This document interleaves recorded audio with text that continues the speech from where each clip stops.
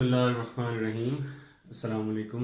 बेटे आज हमारा लेक्चर नंबर 9 है और फर्स्ट ईयर का। इस लेक्चर में हम जो लिमिटिंग रिएक्टेंट का हमारा टॉपिक चल रहा है उसकी कुछ एग्जांपल्स जो रहती हैं वो करेंगे और इसके साथ वो कोशिश करेंगे कि यील्ड को भी इसके साथ हम आज ख़त्म कर दें। लिमिटिंग रिएक्टेंट की एग्जांपल नंबर 5 1.5 है, 1.7 है, 1.8 है और इसके आगे सेल्फ चेक एक्सरसाइज है। तो सेल्फ चेक एक्सरसाइज में आपके लिए एज अ स्टूडेंट आपको करनी होगी। अगर आपको इसमें से कोई डिफ़िकल्टी आती है तो आप वीडियो के नीचे कमेंट में लिख सकते हैं, कोई प्रॉब्लम हो आप मुझसे शेयर कर सकते हैं, मैं उसका भी सलूशन आपको इंशाल्लाह बता दूंगा। बट अगर आप ये एग्जांपल्स केयरफुली करते हैं तो इंशाल्लाह कोई प्रॉब्लम ऐसी होगी नहीं। जहन में रखिए जस्ट कि लिमिटिंग रिएक्टेंट के क्वेश्चंस कैसे सॉल्व करते हैं। अब 1.7 एग्जांपल है, मैग्नीशियम और सल्फर का रिएक्शन होता है, मैग्नीशियम सल्फाइड बनता है। अब उसने कहा है कि आपके पास 1.5 ग्राम मैग्नीशियम है, 1.5 ग्राम आपके पास सल्फर है, ये बताइए कि इसकी कितनी अमाउंट गिवन होगी। क्यों जी, क्या इस क्वेश्चन में कहीं लिमिटिंग रिएक्टेंट का जिक्र भी है? बिल्कुल नहीं है। कहीं एक्सेस रिएक्टेंट का जिक्र भी है? बिल्कुल नहीं। बट क्वेश्चन का तरीका वही होगा, क्योंकि मैंने आपसे कहा है कि जब आपको रिएक्टेंट, तमाम रिएक्टेंट की क्वांटिटी, तमाम रिएक्टेंट की अमाउंट दे दी जाए तो समझ लीजिए क्वेश्चन लिमिटिंग रिएक्टेंट के टॉपिक से। तो इसके 3 स्टेप्स होते हैं, जैसे हमने किया वैसे ही हम इसको सॉल्व करेंगे। जैसे हमने पहले क्वेश्चन किया कि हम तमाम रिएक्टेंट के मास को मोल में कन्वर्ट करेंगे।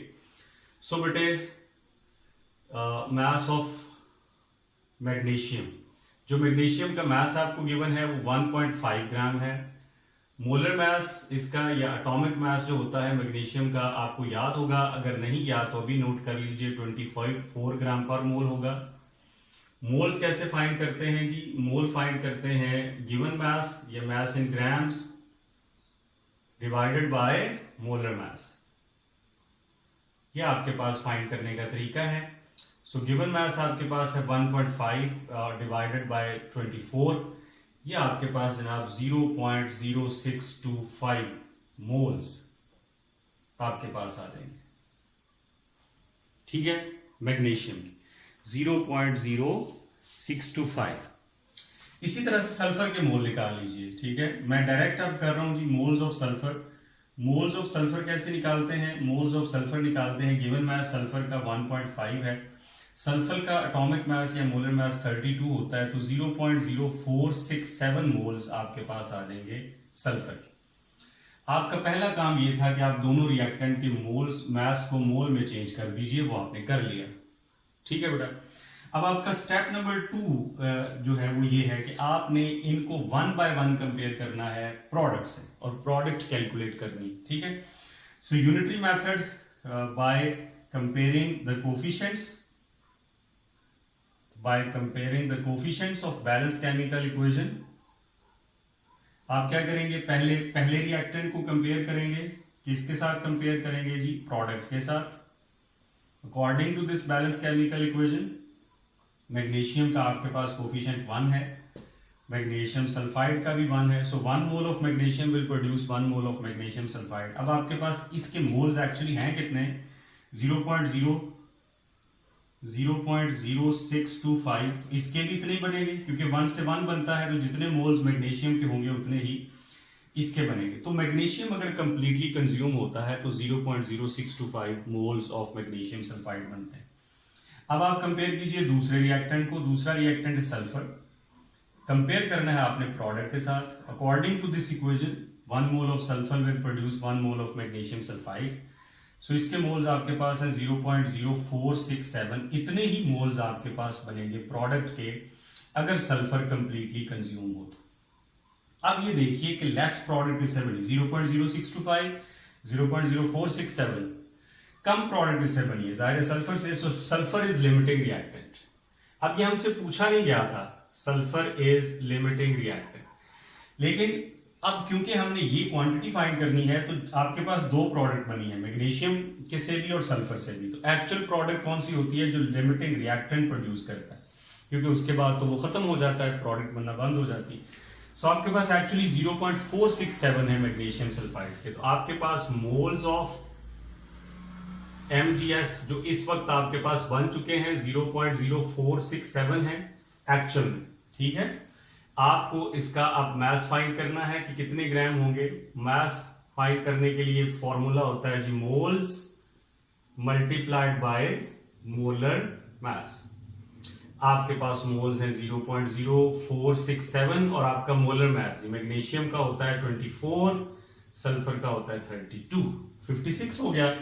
0.0467 मल्टीप्लाइड बाय 56, ये आपके पास बेटे अमाउंट आ जाएगी 2.6152 ग्राम। इतनी अमाउंट बनेगी आपके पास मैग्नीशियम सल्फाइड की। तो ये आपके पास क्वेश्चन था, सिंपल क्वेश्चन, वही तरीका हमने अप्लाई किया। जब भी आपको रिएक्टेंट के तमाम रिएक्टेंट की अमाउंट गिवन हो तो आप याद रखिए कि वो क्वेश्चन लिमिटिंग रिएक्टेंट से ही होगा, चाहे लिमिटिंग रिएक्टेंट का जिक्र किया गया है या नहीं किया गया। सही होगी बात। अब जरा देखिए जी एग्जाम्पल नंबर 1.8। इस एग्जाम्पल में कुछ तरीकाकार ये है कि ये रिएक्शन है, रिएक्टेंट है अमोनियम क्लोराइड। इसका रिएक्शन होता है कैल्शियम हाइड्रोक्साइड से और आपकी जो प्रोडक्ट है वो बन रही है कैल्शियम क्लोराइड प्लस NH4OH। अगर आप इसको बैलेंस करेंगे तो बेटे यहाँ पे 2 आएगा और इधर भी 2 आएगा, यानी 2 2। आपसे कहा गया है कि you have 1.87 moles of ammonium chloride and 1.35 moles. ये मैस नहीं है, मोल्स गिवन है, ये भी मोल्स गिवन है। अब आपको पहला स्टेप होता था मैस को मोल में चेंज करना, तो वो तो ऑलरेडी हुए हुए हैं, अब आपका काम आसान। सवाल बड़ा इंटरेस्टिंग है। सवाल ये है कि आपके पास 1.87 मोल्स ऑफ अमोनियम क्लोराइड है, 1.35 मोल्स ऑफ कैल्शियम हाइड्रोक्साइड है। ये बताइए कि जब ये रिएक्शन कंप्लीट होगा तो how much amount of calcium hydroxide will remain unreacted. सवाल ये है कि जब रिएक्शन कंप्लीट होगा तो कैल्शियम हाइड्रोक्साइड की कितनी अमाउंट अनरिएक्टेड रहेगी। अब जरा सवाल को समझिए। जब उसने ये कह दिया कि ये अनरिएक्टेड रहेगा, इसका मतलब ये एक्सेस रिएक्टेंट है। तो आपके पास लिमिटिंग रिएक्टेंट कौन सा हो गया, अमोनियम क्लोराइड। अच्छा, उसने प्रोडक्ट का पूछा ही नहीं है, सो हमें क्या जरूरत है प्रोडक्ट फाइंड करने की। याद रखिए, अपने जहन में अच्छी तरह से बांध लीजिए, अगर आपको सिर्फ ये पूछा गया है कि एक्सेस रिएक्टेंट की कितनी अमाउंट अनरिएक्टेड बच गई है, आपको उन रिएक्टेंट्स को ही आपस में कंपेयर करना है, प्रोडक्ट्स की तरफ जाने की जरूरत ही नहीं। ठीक है, कंपेयर कुछ इस तरह से करना है कि आपने by comparison unitary method apply करेंगे। बेशक आप कन्वर्जन फैक्टर वाला मेथड अप्लाई करें, वो ऊपर स्टेटमेंट जरूर लिखें, by comparing the coefficients of balance chemical equation. So बेटे आप हमेशा जब कंपैरिजन करेंगे तो अमोनियम का यानी लिमिटिंग रिएक्टेंट लेफ्ट साइड पे लिखेंगे, एक्सेस रिएक्टेंट राइट साइड पे लिखें। रिएक्टेंट्स को आपस में कंपेयर करें। इक्वेशन देखें, इसके 2 मोल्स हैं, सो 2 moles of ammonium chloride will react with 1 mole of calcium hydroxide. बात खत्म हो गई। अब इसके मोल्स आपके पास कितने हैं, एक्चुअली 1.87 मोल्स इसके हैं। अगर इसके 1.87 कंप्लीटली कंज्यूम होते हैं तो कैल्शियम हाइड्रोक्साइड के कितने बनते हैं, x बनते हैं। ये लीजिए, कैलकुलेट कर लीजिए जी। So 2x is equal to 1.87 and x is equal to 1.87 divided by 2, that is equal to 0.915 शायद जी ये बनेगा। इसको हम देख लेते हैं, 0.935 सॉरी 0.935 मोल्स।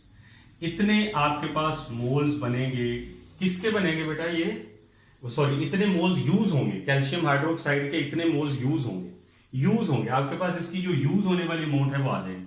अब जरा ये इक्वेशन को छोड़िए और इसका बाकी सोल्यूशन नीचे की तरफ कीजिए, यहाँ पे, ठीक है, यहाँ पे आ जाइए। सो देखिए आपके पास जो लेफ्ट होती है यानी जो बच गई है अमाउंट, वो होती है used sorry given minus used. आपके पास इसके गिवन मोल्स हैं 1.35 और आपके पास यूज हो गए 0.935, तो 0.415 मोल्स आपके पास इसके बच जाएंगे। किसके बच जाएंगे, कैल्शियम हाइड्रोक्साइड के। मोल्स को मास में चेंज कर लीजिए तो आपके पास इसका मास आ जाएगा 0.415 moles multiplied by molar mass. Molar mass किसका जी, जिसके आप मोल फाइंड करें कैल्शियम हाइड्रोक्साइड, इसका मोलर मास होगा 74। कैसे 74 बेटे, कैल्शियम का 40 होता है, OH का 17 होता है, 17 इंटू 234 प्लस 40 74। सो इसको मल्टीप्लाई कीजिए तो ये आपके पास इसकी अमाउंट बन जाएगी 30.71 ग्राम। 30.71 ग्राम इसकी अनरिएक्टेड अमाउंट होगी। समझ आ गई बात कि अगर आपको सिर्फ ये पूछा गया है कि कितना रिएक्टेंट बच जाएगा, आपने रिएक्टेंट्स को आपस में कंपेयर करना है, प्रोडक्ट को फाइंड करने की जरूरत ही नहीं। और लिमिटिंग रिएक्टेंट को हमेशा लेफ्ट साइड से लिखें। इस तरह से ये होगा कि आपके पास जो एक्सेस रिएक्टेंट की जो अमाउंट यूज हुई है वो आ जाएगी। आप गिवन में से यूज वाला माइनस कर दें तो बाकी आपके पास क्या होगा, बाकी आपके पास होगी एक्सेस अनरिएक्टेड अमाउंट। ये जी ये आपकी एग्जांपल थी। इसके बाद बेटे कुछ सेल्फ चेक एक्सरसाइजेज हैं। सेल्फ चेक एक्सरसाइजेज आप लोग खुद करेंगे। अगर किसी जगह पे कोई प्रॉब्लम होता है तो आप मुझे ज़रूर बताइए ताकि हम वो प्रॉब्लम जो है उनका सोल्यूशन भी करें। इसके साथ मैं ये चाहता हूं कि मैं आपको इस चैप्टर का जो लास्ट टॉपिक है दैट इज यील्ड, इसके बारे में भी थोड़ा सा बता दूं। ये वर्ड आप वैसे सुनते रहते हैं, हर बंदे को इंग्लिश उर्दू से हर सब्जेक्ट वाले को इस वर्ड का मतलब पता है कि यील्ड क्या होती है। तो यील्ड की अगर आप डेफिनेशन लिखना चाहें, मैं हिंट की फॉर्म में लिख देता हूं जी। Yield amount of product, amount of product obtained in a chemical reaction। याद रखिएगा कि किसी केमिकल रिएक्शन में आपके प्रोडक्ट की जो अमाउंट बनती है उसे आप कहते हैं यील्ड। न प्रोडक्ट के सिंबल को, न प्रोडक्ट को, न रिएक्टेंट को, प्रोडक्ट की क्वांटिटी को। हाँ जी, क्वांटिटी किस फॉर्म में जी, चाहे मोल में हो, चाहे मास में हो, चाहे वॉल्यूम में हो, बट यूजुअली मास में, ठीक है। लेकिन अगर मोल्स आते हैं तो वो भी प्रोडक्ट की यील्ड ही है, amount of product obtained in a chemical reaction. अब आपके सामने दो तरीके हैं प्रोडक्ट बनाने के, ठीक है। अब फर्ज कीजिए कि आपने कोई खाना बनाना है जी, ठीक है। तो मतलब आप एक कुक बुलाते हैं और आपने 100 बंदों की दावत करनी है। आप कुक को कहते हैं कि 100 बंदों के मैंने खाना बनाना है, मुझे ज़रा बताइए जी कि कितनी कितनी चीज़ें इस्तेमाल होंगी और कितनी प्रोडक्ट बनेगी। वो कहेगा कि अगर इतनी प्रोडक्ट बनानी है तो ये चीज़ इतनी यूज़ होगी, ये चीज़ें मुझे ला दें। अब ये उसने जो काम अभी प्रोडक्ट बनाई नहीं है, वैसे ही बता दिया थ्योरेटिकली। तो ये जो उसने थ्योरेटिकली बता दिया है वो कोशिश करेगा कि मेरे से खाना कम ना हो, ज़्यादा हो जाए तो कोई बात नहीं, कम ना हो, ठीक है। तो वो मैक्सिमम बनाने की कोशिश करेगा। लेकिन एक ये होगा कि उसने एक्चुअली बनाई, यानी उसमें से अब आपने वो चीज़ें ला दी, वो चीज़ें लाने के बाद उसने अब जब वो एक्चुअली वो प्रोडक्ट बना रहा होगा, यानी खाना तैयार कर रहा होगा, कहीं पे कोई चीज़ गिर जाएगी, कहीं पे कोई ख़राब निकल आएगी, कहीं पे जो खाना होगा किसी न किसी तरह वेस्ट हो जाएगा, किसी से गिर जाएगा। तो जो उसने अंदाज़ा लगाया होता है वो प्रोडक्ट ज़्यादा होती है, बट एक्चुअली जब वो बनाता है तो वो मुख्तलिफ रीजंस की वजह से कहीं ना कहीं कम हो जाती। तो दो तरह की यहाँ पे यील्ड होती, ठीक है। एक होती है जी यील्ड की, मैं टाइप्स आपको बता देता हूँ। टाइप्स इसकी बेटे दो टाइप्स हैं, यहाँ पे इसको यूं कर लेते हैं, ठीक है, सॉरी यूं कर लीजिए और यूं कर लीजिए, दोनों टाइप्स हम यहाँ पे बता देते हैं। Amount of product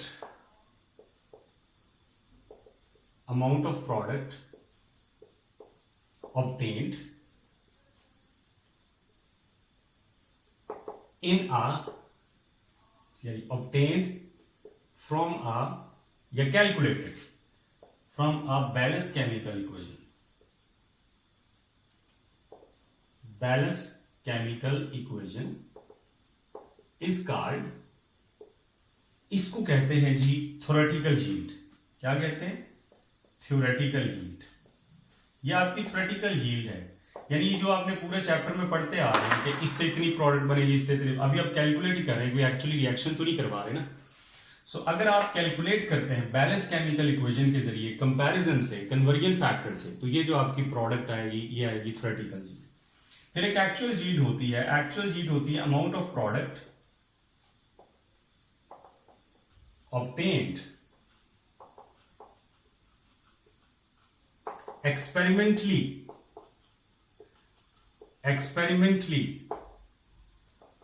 in a chemical reaction, यानी आप बाकायदा से केमिकल रिएक्शन करवा के लैब में जाके प्रोडक्ट हासिल करते हैं, तो उससे जो प्रोडक्ट बनेगी उसे एक्चुअली कहेंगे एक्चुअल यील्ड या एक्सपेरिमेंटल यील्ड। एक्चुअल और एक्सपेरिमेंटल यील्ड। ठीक है बेटा।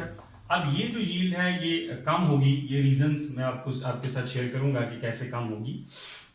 सो अमाउंट थ्योरेटिकल यील्ड वो होती है जो आप बैलेंस केमिकल इक्वेशन से हासिल करते हैं। एक्सपेरिमेंटल या एक्चुअल यील्ड होती है जो आप एक्सपेरिमेंट से हासिल करते हैं। तो एक्सपेरिमेंट जब आप करते हैं वेस्ट होता है, कहीं ना कहीं चीज़ गिर जाती है, कोई प्रॉब्लम होता है, वर्कर सही नहीं होते, सो एक्चुअल यील्ड हमेशा कम होती है। बैलेंस ये अच्छा, ये अब आप जब आपको क्वेश्चन आएगा पेपर में कि न्यूमेरिकल आएगा, तो ये अब आप ये तो नहीं करेंगे कि आप जाके लैब में कैलकुलेट करके लाएंगे, ये हमेशा गिवन होगी। याद रखिए कि एक्चुअल यील्ड अगर आपको पेपर में न्यूमेरिकल आता है तो हमेशा गिवन होगी, थ्योरेटिकल यील्ड आपको फाइंड करनी है। ठीक है। तीसरी जो इसकी टाइप है वो है परसेंटेज यील्ड। और याद रखिए कि कोई केमिकल कितना एफिशिएंट है वो परसेंटेज से पता चलेगा। परसेंटेज यील्ड में हम इनकी परसेंटेज लेते हैं कि एक्चुअली आपने कितनी प्रोडक्ट बनाई, आपने कैलकुलेट कितनी की थी, यानी actual yield divided by theoretical yield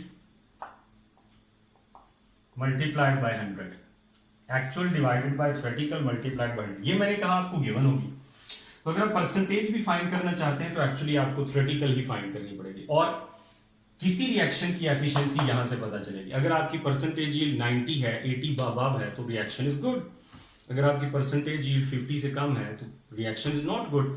तो इस तरह से आपने ये तीन बातें फिलहाल ध्यान में रखें। बैलेंस केमिकल इक्वेशन से जो कैलकुलेट की जाए उसे कहते हैं व्हाट, उसे कहते हैं थ्योरेटिकल यील्ड।